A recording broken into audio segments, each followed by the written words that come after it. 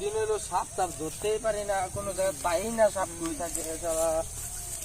ওই যাবো গো ভাই, সারাটা দিন ধরে ধরে দুপুর হয়ে গেল। সাকুলা বাবা এদিকে এদিকে।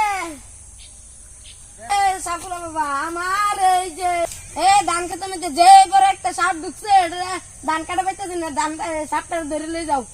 চলো বাবা চলো চলো চলো তো ধান খেতে। হ্যাঁ ঠিক আছে চলো চলো।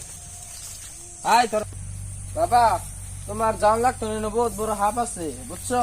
এই হিনো গেলে তুমি ধরাইবা, তোমার জান লাগতো না, তুমি এনুই থাকো। আবু তুমি এনুই থাকো। আগের জন্মে 20 বছর আগে কত হাফ ধরে ফেলাইলাম, অনেক শুধু হাফ আমার কিছুই না। এগুলো ধরতে কি কতদিন লাগে, আর এক মুঠি মেরে ধরিলাম হাফ গুলা না কি কর।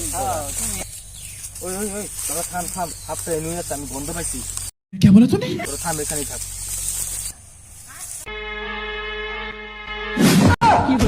ভাগ দিতে ভাগ।